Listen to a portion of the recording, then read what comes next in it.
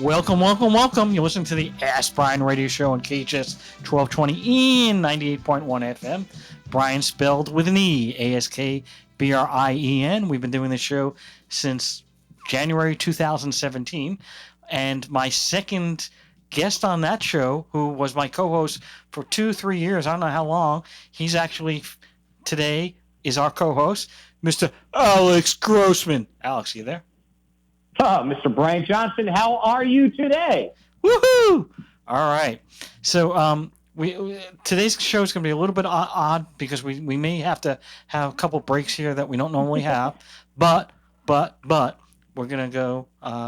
First of all, people don't understand about Ask Brien. It's spelled with an EY, and we go through a whole bunch of reasons. We're going to go through 2 or 3 of those now. We're going to go through them later on because our show is going to be a little odd today. But anyway, the main reason. So, Alex, what is one of the reasons why Ask Brien is spelled with an E? Well, you know what, Brien? Because we're running out of time, I'm going to say the main reason is it's E for education by entrepreneurial experts with exceptional energy and enthusiasm. How's that? Woohoo! Woohoo! Yeah, get that energy level going. All right. Woohoo! That's right. All right, so normally we do have a little bit longer. We'll go on later on. We have a wonderful guest today. Her name is Ira Green. Did I pronounce that correct? Hello, that is perfect. Oh, wow. Thank you. I got an E for excellent. Okay. So people don't know you have a company, and what is the name of that company that you are founder, CEO of? It's called Freedom. It's called Freedom. I actually own Freedom, literally. Like, wow. I trademarked it and everything. Own Freedom. Wow. Yeah. So Freedom. Is that a political movement, or is a product or a service, or what is that? Oh, you're gonna love this. But I loved George Michael growing up, and his he was my first concert. So that's one. So it's, Freedom 90 is the song, and it was like the best video ever, right? And I was born in the Ukraine when it was still under Soviet rule. So freedom is political on that side for me, but nothing more political than free from toxins and all those horrible things that women put on their bodies. So it's really just about our bodies, ourselves, having our own personal freedom over what we put on ourselves. Well, just as a side note, I do have to say this. My grandfather was born about 10 miles northeast of Odessa. So. Oh, wow. My gosh, are we related? We might be related. My peeps, buddy. We'll have to. Someday we'll go out for a drink and talk about it. I would love that, yeah. Totally. So what are the different types of products that first of all, how did you start the company? What made you decide, you know what, I need to start this company? So, it was crazy. I never wanted to be an entrepreneur, ever. Another read. I had a financial firm, and during a 6-month period, I had 3 friends come in that were all diagnosed with breast cancer, all within 6 months of each other. They're 31, 41, and 43 at the time. And I have 3 daughters, and I thought, you know what, whatever they're drinking, I don't want it. And the doctors all came back with, we all worry about what we put in our bodies, but nobody talks about what we put on our bodies. And I found that to be fascinating, since women put about 12 toxic chemicals on their bodies before the day even starts, every day. And think about it, your toothpaste. I mean, did you know that antiperspirant was a drug by the FDA? Did you guys? I did not know. Only after reading your website, but no, not before right? that. Yeah, every day you're putting a drug on your body, whether you know it or not. It changes the way that your body works. So I went out, I changed everything, right? And I had a lot of trouble finding a good natural deodorant. And they sucked. Oh my God, they were horrible. And after buying every one I could possibly buy for a year, a friend of mine basically said, just make one. And I thought it was the stupidest thing that anybody could suggest. So of course I found a Pinterest recipe and made one. And all I could think about was, this is a game changer. Like, everybody needs to have this. Nobody ever needs to touch antiperspirant. And how do I get this out to the masses? And what does my packaging look like? I know that sounds really weird, but it's all I could think about for like weeks. And little did I know that I was about to start this company straight out of my kitchen. So first of all, how do you make a deodorant when you're, without a factory? I mean, It's honestly, it's all food grade ingredients, right? So really, you can eat our deodorants, but they taste like crap. So remember, you guys said no swearing. So, but they don't taste good, but they are all natural food grade ingredients, and it's very similar to actually making a soup, right? I mean, you're on a stove, you add certain ingredients, you know when to add them in and out. You could taste it. Again, it doesn't taste good, but you can see the consistency. There's a lot of trial and error with anything, but yeah, it literally is like making a soup. so I'll take the lobster bisque deodorant, please. Oh, that's a good idea. All right. You'd be onto something there. Edible personal care products. Exactly. Wow. There Don't you go. give him See, I any am an ideas. entrepreneur. He's I already know, an right? incredible entrepreneur. I already have 6 companies. I need one for Sunday. I only go Monday through Saturday, one company. All right, so Right. so you have this idea now. Yes. You made this fragrance, okay, or not a fragrance, a deodorant. You decided Yep. You're going to make it natural, correct? Yep. Absolutely. Because one of the things is you don't want to put any toxic things on your body. But my understanding, or actually, it is my understanding. I thought most deodorants have alcohol, and most deodorants, that's in order to make you smell or not smell, or to take care of your perspiration, you need to put something there, and that's not natural, is it? No. So actually, we have our spray deodorant that has a little bit of natural organic alcohol in it, but no, our stick does not have any alcohol in it actually. And no, you don't, and you don't have to put aluminum in there. If it says antiperspirant, it has to have aluminum in there. So this show's about education. Guess what? I'm going to throw out an education bomb for you guys. Okay, you ready? Woohoo! Ready? Okay. Absolutely. Go. So anything that is called antiperspirant, the reason it's called antiperspirant is because it was patented in the 1940s as a certain recipe, which you really can't do anymore, right? But for it to say antiperspirant, it has to have these ingredients in it, right? That was made in the 1940s. It has not been changed since then. Is that crazy, you guys? Wow, So that's why you have to call yours a deodorant, not an antiperspirant, then. Correct. Because it doesn't have those bad ingredients in it. Well, and absolutely.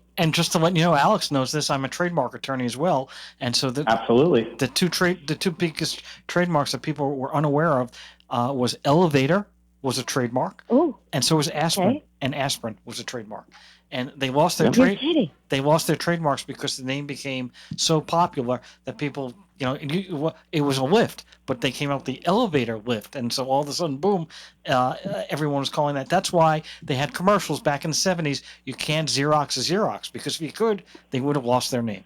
So that's actually another concept there with antiperspirant. Okay, that's so interesting that like people have Kleenex and we could go on and on. Now you've opened up Pandora's box. I'm like, so what does that mean for Kleenex and Uber down the road? And no, well, Kleenex, yeah, that is a problem, right? That's why it's called the facial tissue. Facial tissue. Well, so this is where antiperspirant basically came from, and they have not changed it at all since the 40s, which is horrible. And antiperspirant, it keeps you from perspiring, anti-perspiration. Get it? So it had to change the way your body works to minimize the perspiration levels by at least 30% to be considered an over-the-counter drug. So if you look at the back of an antiperspirant, it says active ingredient, which means it's an over-the-counter drug. That's one. So we're just a deodorant. So if you think about it, the word deodorant's got the word odor in it, right?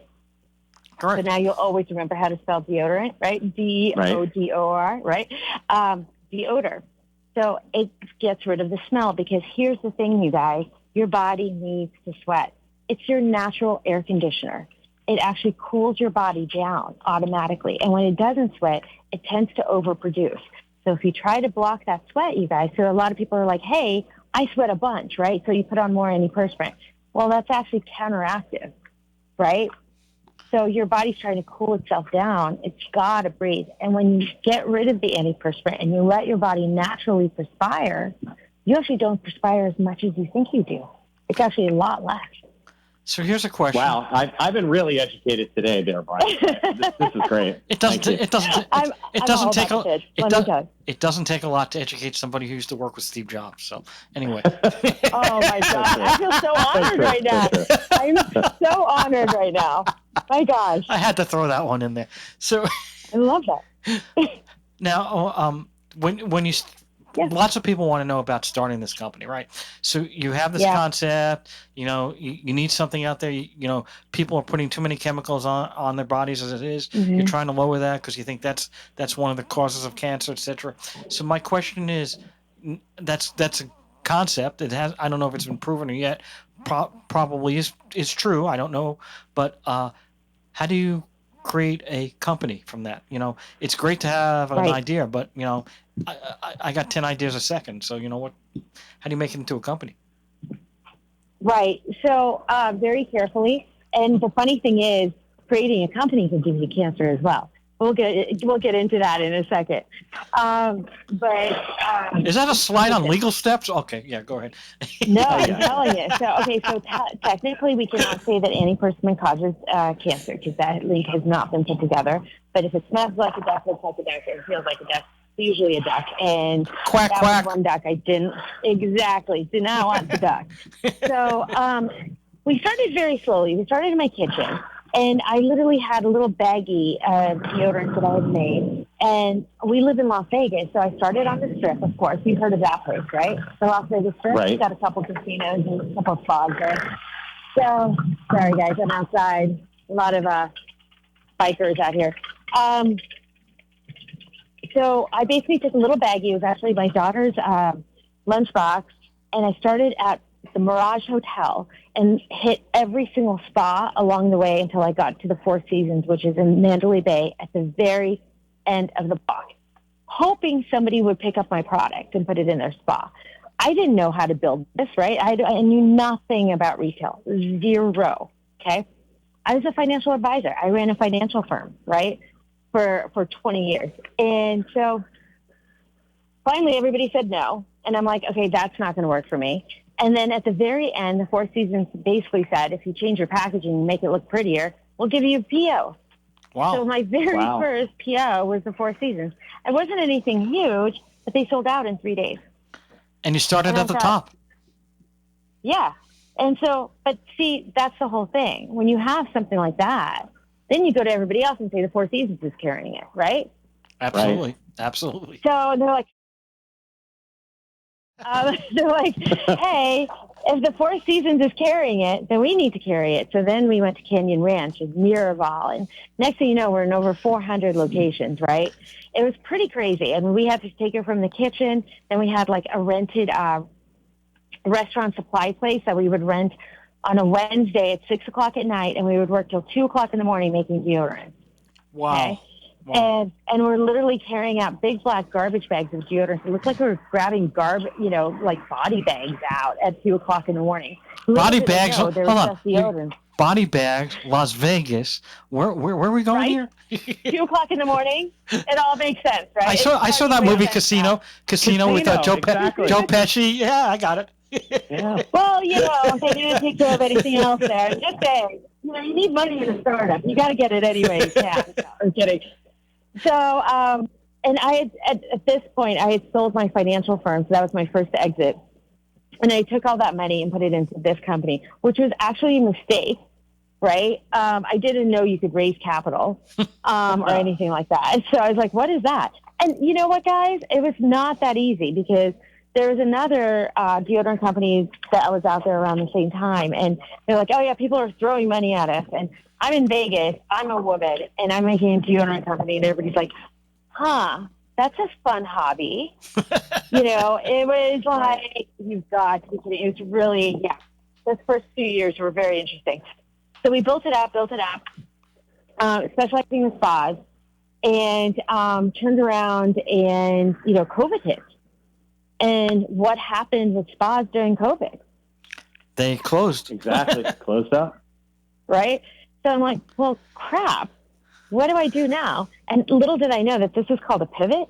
Right? So we're starting to make deodorant wipes. And I said, how different are those from sanitizing wipes? Of course, everybody's making sanitizing wipes. And I'm like, well, let's make some too. And we ended up picking up Alaska Airlines and Southwest Airlines as our clients. Those are pretty big clients to pick up. Yeah. That's what they tell me. And it's so funny because everyone's like, how did you get that? And I'll tell you, I started asking everyone and their mothers what my friends did, who they knew, where do they need sanitizers, how do I get in front of somebody? Like, my friends were so annoyed with me by that point. But I had a friend that worked with an airline and said, let me introduce you here. And next thing you know, this person wanted to talk to me there. And here you go.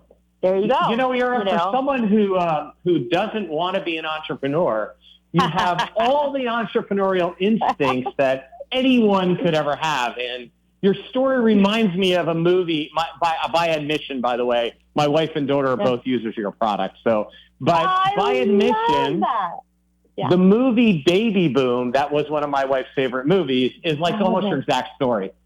So Diane Keaton, people should now watch that. And they'll get an idea of your story. So that's the applesauce, really right? interesting, because two types of people, right? Those who want to be entrepreneurs their whole life, those who never want to be entrepreneurs.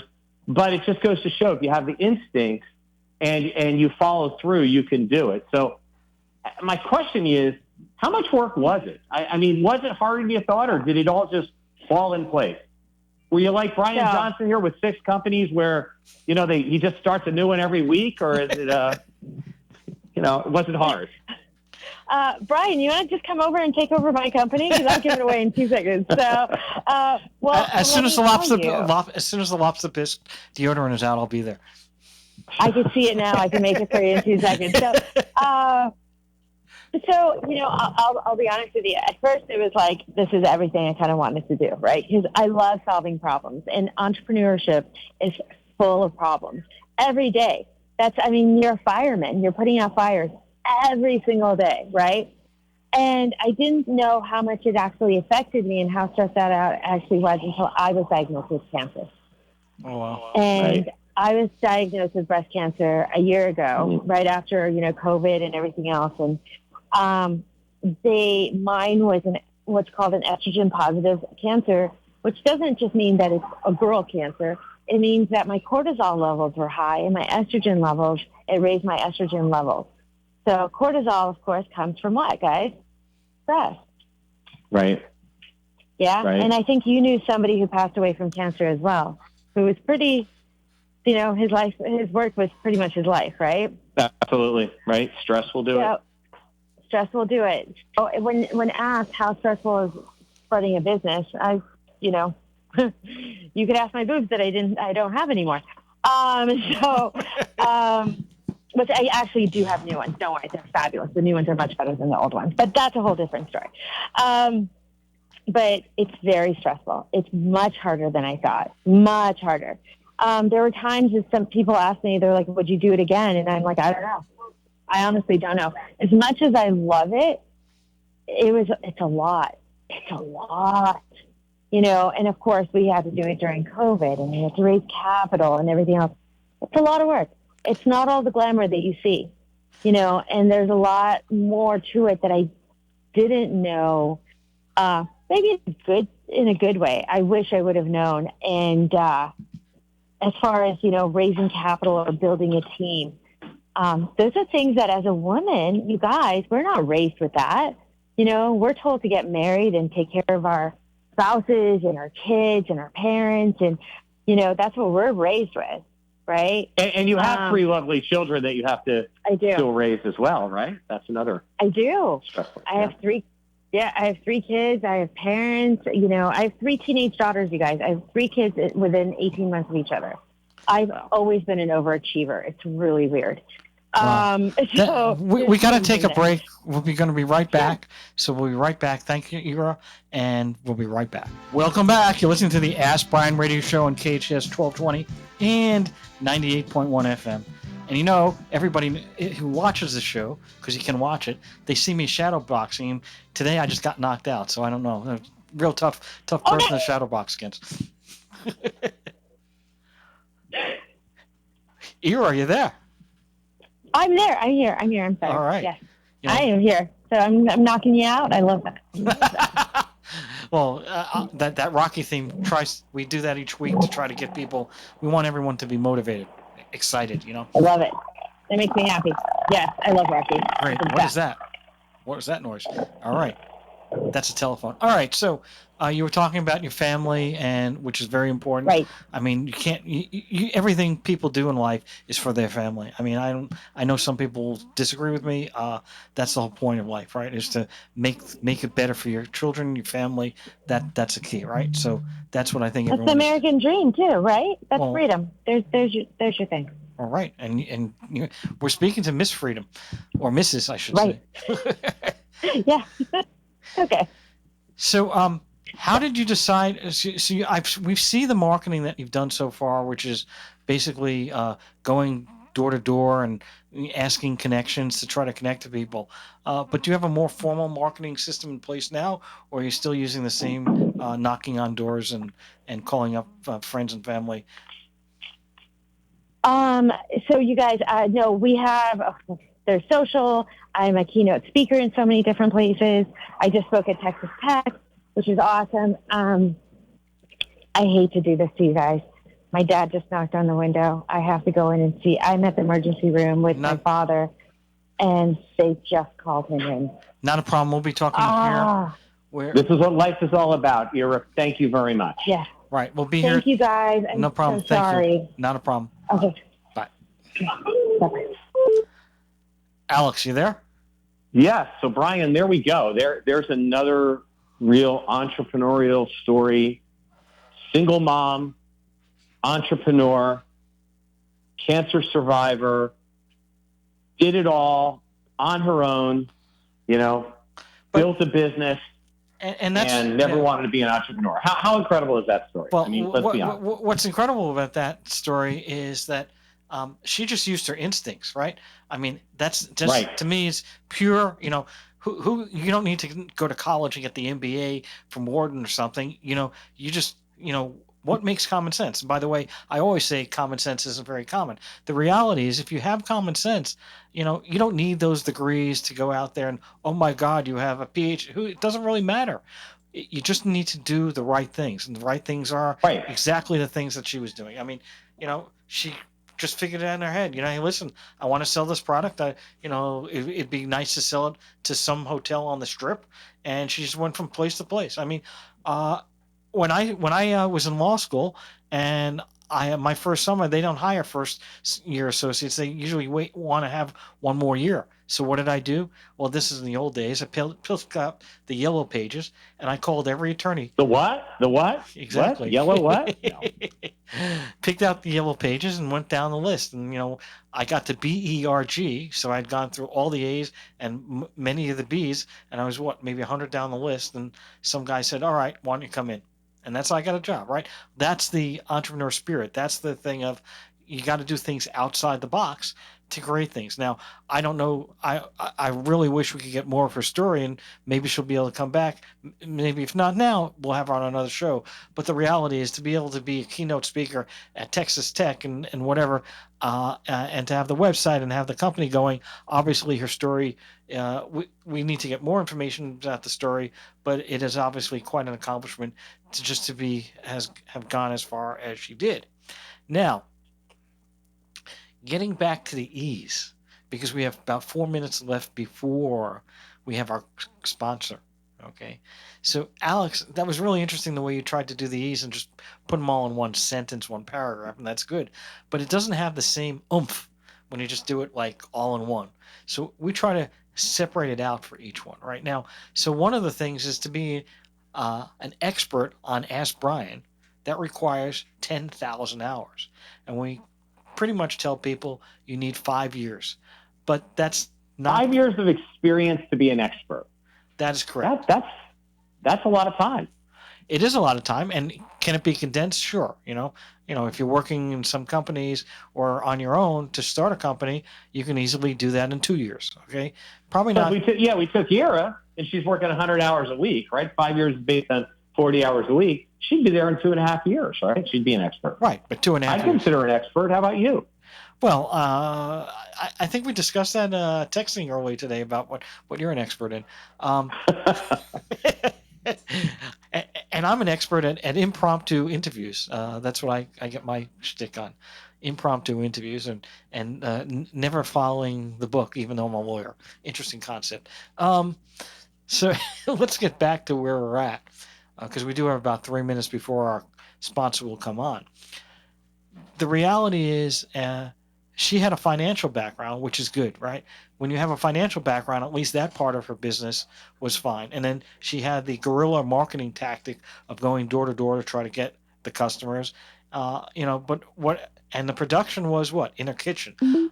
I did want to ask her, and I know you have a production background. How hard is it to go from the kitchen to the manufacturing factory? I mean, is that a big step? I mean, you have a manufacturing background. Sure. I think what she did, though, you're right.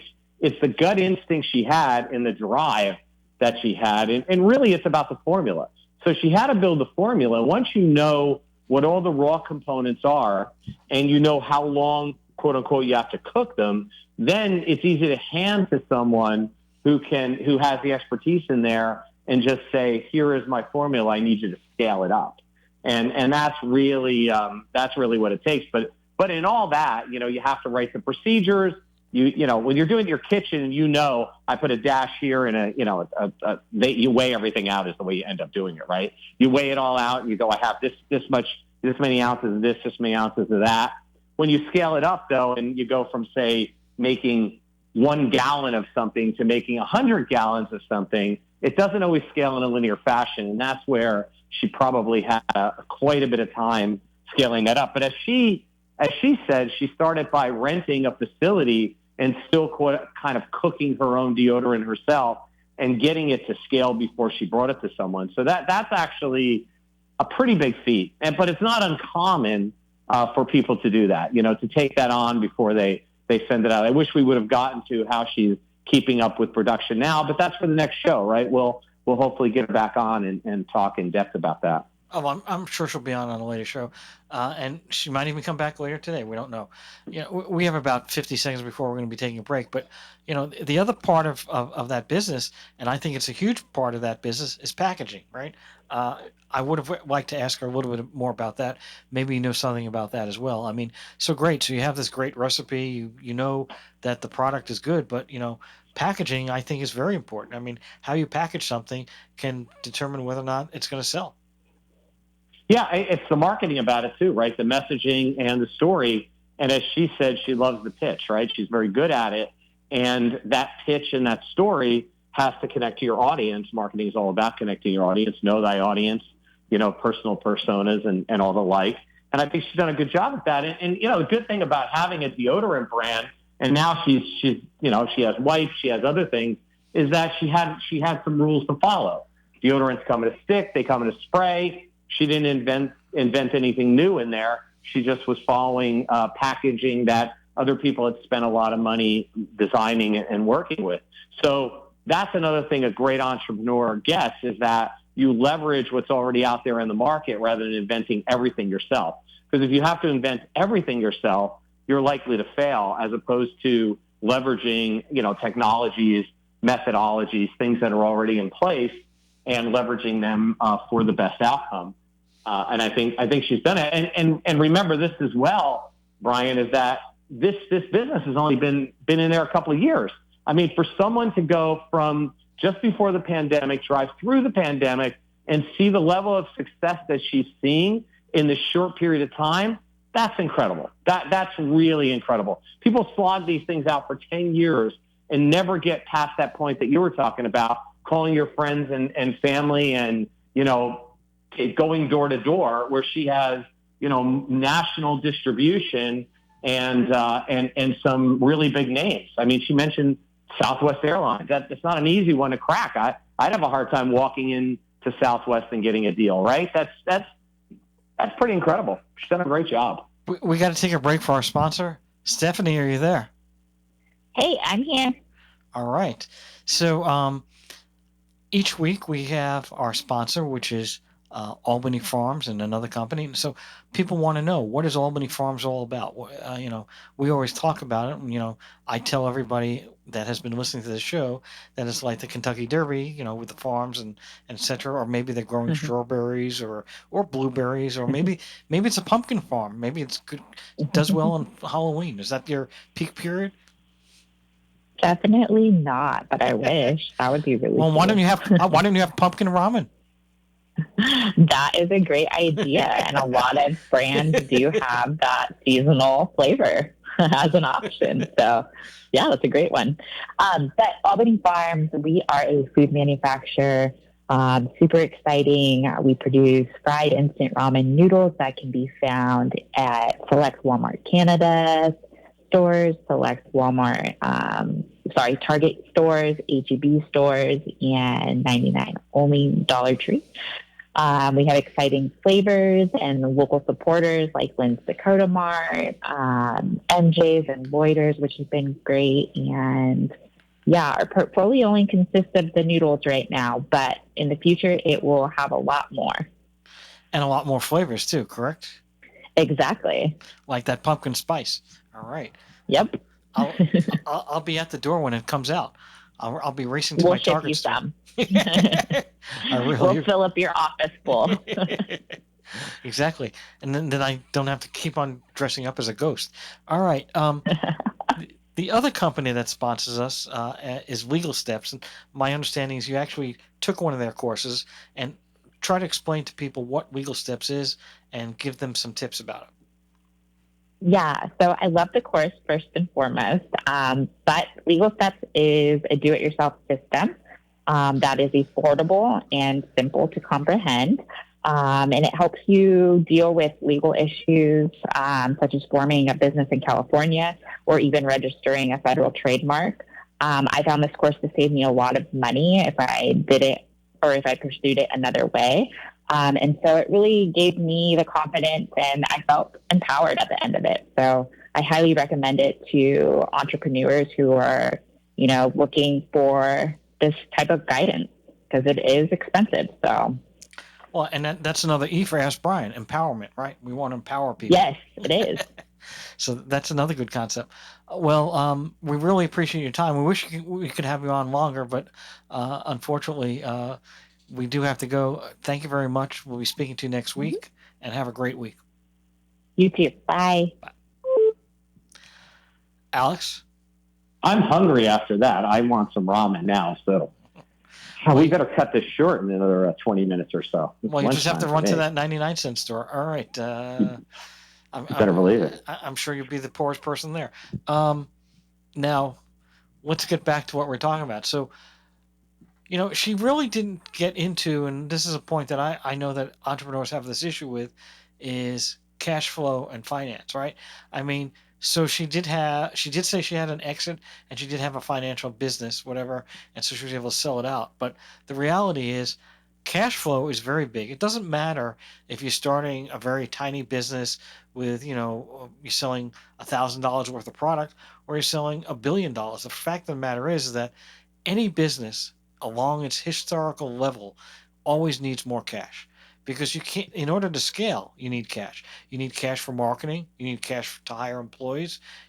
And by the way, when I use the word cash, I'm not saying cash in terms of, okay, give me my Ben Franklins. We're talking about cash in the sense of money or access to money. That can be through VCs, credit lines, are very big, investors, bondholders. When I use the word cash, I include all of those. But the reality is, to create a product, you need a lot of money. You can't just sit there and say, oh, you know what? Hey, I came out with a great laptop. I'm going to sell it. Well, the amount of money you would need to create a factory, even if you're using somebody else's factory and only borrowing the time to make the components part of the time, it's a big process. And yeah.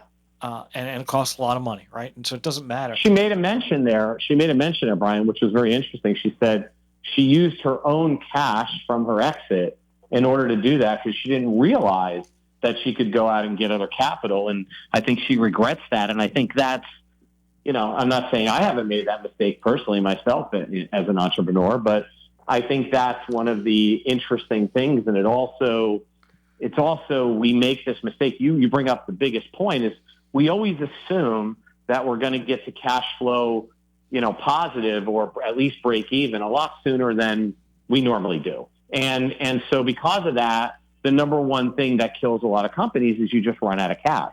I mean, you can't operate without cash. You'll run your credit lines up. A lot of people end up putting their personal credit cards and driving those up. So, cash, as you say, is king, and how you get it, how you have access to it is probably one of the things you should always think about even before you start the business, right? I mean, business formation is the key. What type of business am I going to have?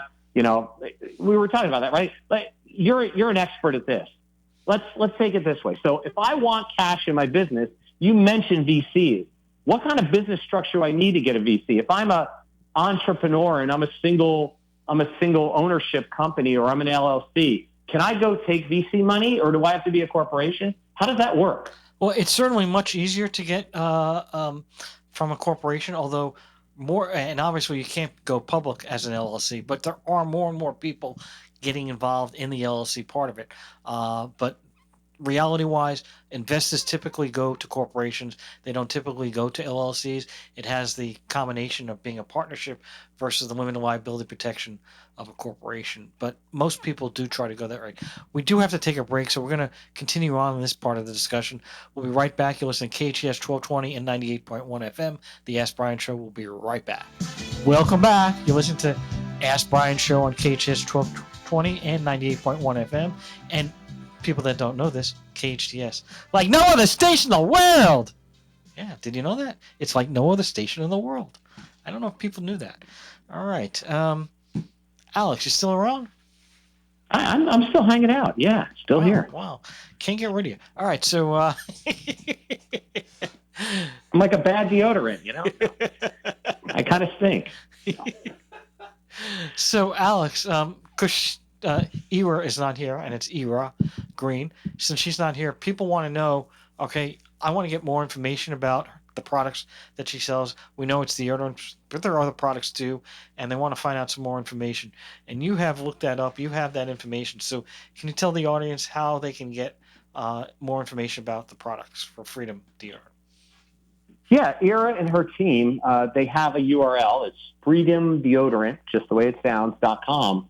And there's a lot of information on her website about this. I find it really interesting. She's got a few touching blogs up there and a lot of FAQs about what she was talking about. Quite a bit of information about why, getting body toxins into the body are bad for you, and a lot of good, sensible information about how you can treat your body a little better and hopefully prevent disease. I mean, we all do this. We take supplements. We try to exercise. We do the right things, but we do put a lot of bad things in our body and on our body. And I think as a woman entrepreneur, and I did mention this, my wife and daughter are both users of her product. I feel better about using natural products whenever you can. So freedomdeodorant.com. Wow, that's super. And then each week while we are in the radio station, you can get a YouTube video of it the following week. You can also watch it on the Facebook Live as the show is going on. Right now, we're on Facebook Live, so you can look at that at any time. Go to hometownstation.com, KHTS. But also, we have a podcast version. The podcast version doesn't have the commercials, so maybe you don't want to listen to the commercials or you don't want to speed over them. You can do that. And podcast versions are available probably in about a week to 10 days from now. You can get it on Apple, Spotify, Amazon, Pandora, anywhere that you listen to a podcast, you can watch or listen to the Ask Brien radio broadcast for that week. And we've had quite a few founders on here. Alex is a founder as well. People aren't aware of that. Our current guest, Ira, is a founder. And we've had founders such as Oatly Milk, Learning Addicts, and tons of other companies. We've been doing about 50 shows a year for 6.5 years, so we're probably at the 320 to 350 range. So we've done quite a few shows, and each week we try to educate people and try to if you can learn something from our show, then that's our goal, and it can only be one thing. That's all we need. So, Alex, we were talking about investors, and obviously they do like LLCs, uh, but they really really prefer corporations. Why? Because if you look at all the corporations on the Dow Jones Industrial or anywhere else on the publicly traded companies, you really have to be a C corp. That's the only option you have. One of the reasons being is sometimes people ask about an S corp. Well, an S corp has a limitation of about 100 shareholders, so that's never going to work. And then LLCs, they've only been around. Like for instance, California first LLC law came about in 1995, and the first LLC ever was in Wyoming in 1979. So corporations have been around, hundreds of years before even America was founded. There were corporations, the Magna Carta and corporations that were sending Columbus over here. So there's been corporations really have a longer history. Little tidbit there. Yeah, it's very, very true. I mean, it's interesting because people always think it's really expensive. That's the reason I think people don't form corporations more often. I mean, my first entrepreneurial escapade was, of course, a sole proprietorship, because that's where you start, right? It's pretty cheap and easy to do it. And if you're like me and you're in California, even starting an LLC, there's a lot of paperwork. You could do it wrong. Take it from me. If you do it wrong, you'll pay fines. That's not always a good thing. And you'll pay a lot of money. And knowing which one to start, I mean, in a lot of ways, I've done it both ways. I started a small company that grew really big, and I wish I had started as a C corp, but I started as an LLC, and then I registered as an S corp, and then became a C corp. And I've gone the other way, where I started as a C corp, and maybe it was small enough where it should have been just a consulting business as an LLC. So, I know you're a fan of people learning and being educated, and that's the whole reason for Ask Brien, is to educate people on how they can better themselves and do it. But what steps would you suggest they take? I mean, you've done this for a lot of people. How do you go about knowing this? What's the best way to learn? Well, first of all, you do need to understand, even if you decided to go to an attorney, and the attorneys are going to charge you over $2,000 to form a corporation, even if you went to an attorney who supposedly has the information, you've still got to know, right? You don't, even if you're developing a website, you don't want to just develop the website just because you got that idea and you want to know how it looks.